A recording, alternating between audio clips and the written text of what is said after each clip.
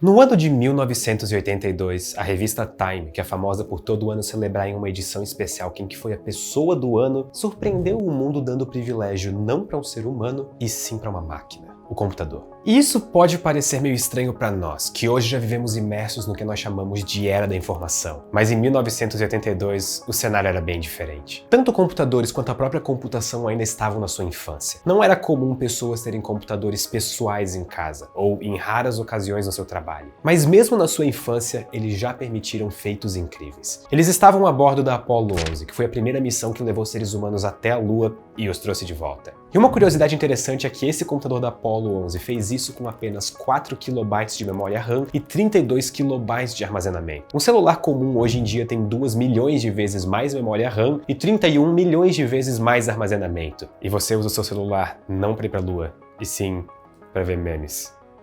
Nada contra. O impacto que computadores teriam na sociedade já estava bastante claro. Um dia eles conseguiriam fazer o que cérebros humanos jamais imaginariam. Quase 40 anos se passaram desde a famosa capa da revista Time, e computadores mudaram bastante, tanto de forma quanto de utilidade. Alguns cabem na palma da sua mão, e nós chamamos eles de celulares ou smartphones. Outros você pode usar confortavelmente no sofá enquanto assiste um filme, e esses são os notebooks ou laptops. Ou então você pode comprar um computador mais poderoso e deixar ele junto de uma mesa, mais uma tela, teclado, mouse, e esses são os desktops. O que importa aqui é que, cabendo ou não na sua mão, escrivaninha ou no seu colo, o princípio de funcionamento de todos eles é o mesmo. Eles manipulam informação para realizar tarefas que nós muitas vezes demoraríamos bastante tempo para fazer. A praticidade que computadores trouxeram para as nossas vidas é tão grande que eu acho que nós podemos concordar que eles não merecem só a máquina do ano, e sim também a máquina do mês, da semana e muito provavelmente a máquina do dia. Ano após ano, as novas gerações de computadores têm componentes tão pequenos que nós já podemos comparar o tamanho deles com átomos, e a rapidez de processamento só aumenta. Mas ainda assim,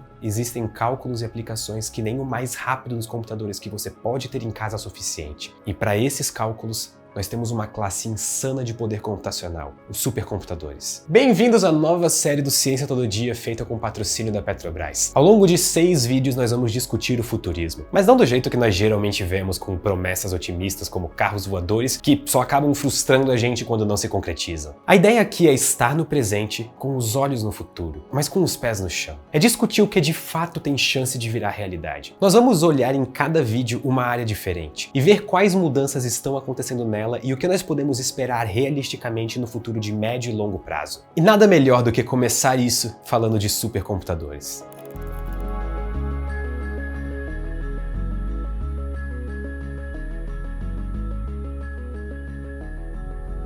Vamos supor que você seja a Petrobras e que você esteja procurando um novo campo de petróleo. O petróleo fica armazenado entre camadas de rochas, e em um cenário ideal, se você der muita sorte, pequenas rachaduras acontecem que levam o petróleo até a superfície. Pronto, muito fácil de achar. Mas na vida real, a maior parte dos poços de petróleo não sobem na superfície. Encontrá-los é um verdadeiro desafio que envolve milhares de profissionais e requer um esforço tecnológico, de engenharia e de capital gigantesco. E existem várias maneiras de fazer isso. Você pode usar gravímetros para detectar variações mínimas na aceleração da gravidade, que poderia indicar a presença de petróleo. Ou você poderia usar magnetômetros que detectam variações no campo magnético, que também funcionam desse jeito. Ou então você pode usar sniffers, que literalmente são farejadores, cujo propósito é detectar hidrocarbonetos, ou, em outras palavras, petróleo. Mas a maior parte da busca, principalmente no mar, é usando sismografia. Você literalmente cria ondas mecânicas, seja no mar ou na terra, e observa como elas são refletidas de volta para a superfície. Mas existe um porém. Nenhuma dessas alternativas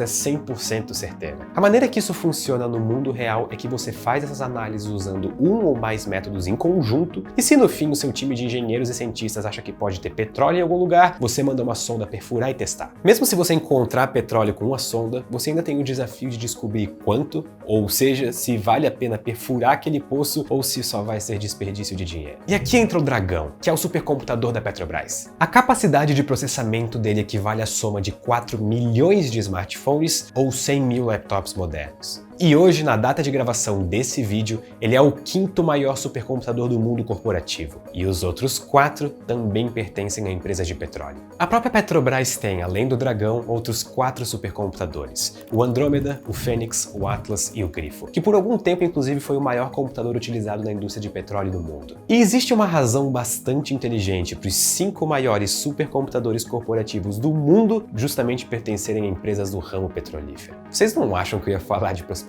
de petróleo por nada, né? Seres humanos são legais, mas eles têm um problema. Eles são limitados na quantidade de dados que eles podem criar e computar. Um supercomputador, por outro lado, opera nos limites tecnológicos do processamento de dados. Se você quer encontrar um campo de petróleo, você precisa passar por todos esses estágios complicados que eu falei agora há pouco. Cada um desses estágios requer centenas de pessoas extremamente capacitadas e ainda assim você não tem 100% de certeza se quando você perfurar um poço, vai ter petróleo nele. Mas isso muda quando nós introduzimos supercomputadores no processo. Você agora não tem mais a mesma limitação de dados que um ser humano, embora altamente qualificado, teria. A ideia de usar um supercomputador na prospecção do petróleo é injetar maior quantidade de dados geofísicos nele e deixar que ele trabalhe para estimar a presença de campos de petróleo em algum lugar. E uma coisa que nós aprendemos muito bem desde que nós começamos a utilizar supercomputadores é que muitas vezes dados que não parecem relacionados podem ajudar em uma análise mais profunda a chegar no resultado que nós queremos. E os dados que a Petrobras pode injetar no Dragão vão desde imagens de satélite, dados extraídos manualmente por profissionais no local, até dados que já haviam sido medidos previamente. Uma das vantagens de trabalhar com supercomputadores é que os modelos gerados por eles podem ser alterados levando em conta todas as tentativas de prospecção anteriores. É quase como se o seu computador estivesse aprendendo e ao mesmo tempo refinando seus métodos conforme ele funciona. O supercomputador Dragão não foi um investimento barato. Ele custou cerca de 100 milhões de reais. Mas a tarefa dele é muito importante, ter 100% de sucesso nos projetos de prospecção. E para conseguir isso, ele precisa de 100 terabytes de memória RAM, ou 25 bilhões de vezes a memória RAM do computador que pousou Apollo na Lua, se você preferir. E é por essa quantidade imensa de dados que o setor de petróleo e gás é um dos mais beneficiados pela ascensão dos supercomputadores. E mesmo que muitos de nós nunca vejamos um de perto, eles estão presentes no nosso dia a dia de maneiras que nós nem imaginamos. Imaginem a seguinte situação. Eu tenho certeza que vocês já passaram por algo parecido. É um dia ensolarado, não tem nenhuma nuvem no céu. Como qualquer pessoa normal ao ver um dia desses, vocês saem de casa para fazer o que quer que seja e não levam um guarda-chuva, porque o céu estava azul. Na hora de voltar para casa, o céu que antes era azul, agora é cinza e carregado de nuvens. A chuva começa a desabar e se você saiu sem carro, você vai se molhar de uma maneira épica. Até pouco tempo atrás isso era um cenário bastante comum. Até hoje, em alguns lugares é. Isso acontecia por causa da imprevisibilidade do clima. A atmosfera é um sistema caótico. E o que isso significa na prática é que é praticamente impossível de prever como ela vai se comportar depois de um intervalo não muito grande de tempo. E além de ser um sistema caótico, ela é altamente sensível a pequenas mudanças. Uma montanha no meio de uma planície, por exemplo, pode alterar a corrente de vento úmido que vem do mar. Uma cidade com todas as ruas asfaltadas pode ter impactos difíceis de prever na evaporação da água do que antes eram florestas. E nuvens cobrindo uma cidade diminuem a temperatura do ar embaixo dela e isso pode afetar a circulação normal da atmosfera. Ou podemos ir mais além, e quem sabe uma onda de calor acontecendo na Austrália cause uma cascata de efeitos que culmine em chuvas torrenciais em Santa Catarina. Por essas razões, prever o comportamento do tempo sempre foi um desafio enorme. E é por isso que até hoje é difícil de acreditar na previsão do tempo para daqui a mais de 2 ou 3 dias. Mas usando supercomputadores como o Mira, pesquisadores podem fazer simulações mais precisas de como a atmosfera se comporta ao longo do tempo. E isso, além de nos dar previsões do tempo melhores, também tem impactos na geração de energia eólica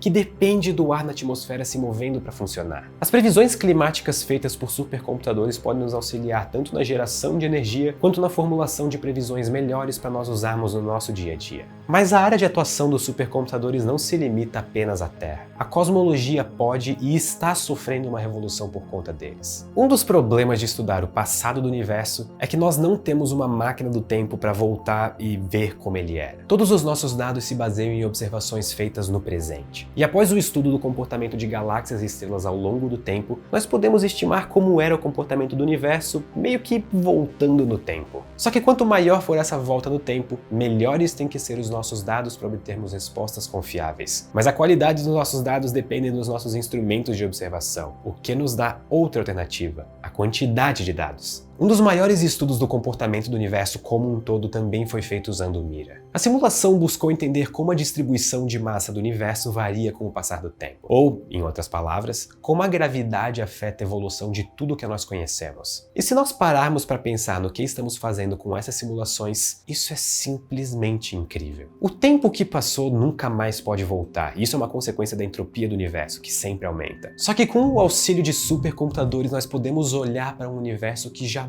estaria acessível para nós. E não só olhar, nós podemos mudar variáveis, nós podemos fazer previsões, nós podemos aprender coisas novas que nunca conseguiríamos imaginar se estivéssemos apenas usando os dados que temos disponíveis hoje para pensar em como foi o passado do universo. Mas nós também podemos fazer descobertas importantes para o futuro, como coisas que seres humanos ainda não conseguiram.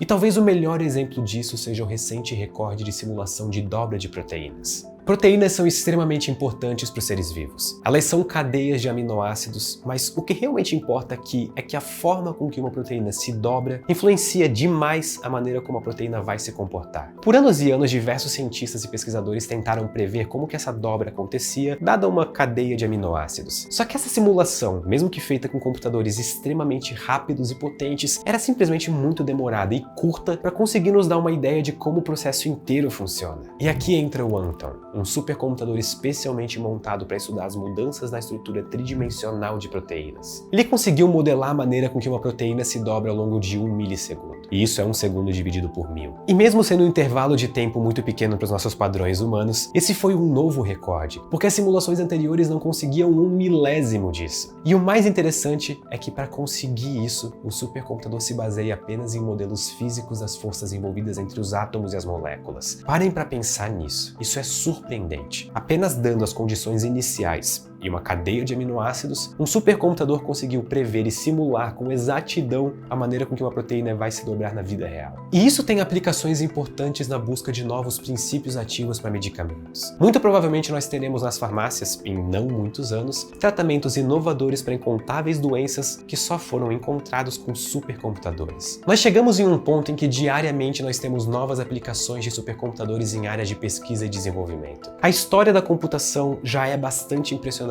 por si própria, mas ainda mais fascinante é como nós estamos só no que parece ser o começo de tudo. A própria ciência como um todo pode ser revolucionada muito mais do que já é pelo imenso poder computacional dessas máquinas. Quem sabe um dia pesquisas que atualmente levam anos para serem realizadas pelos cientistas poderão ser feitas em questão de horas, se não minutos. E esse dia, ele não parece estar em um futuro muito distante. Ele parece cada vez mais próximo. Muito obrigado e até a próxima.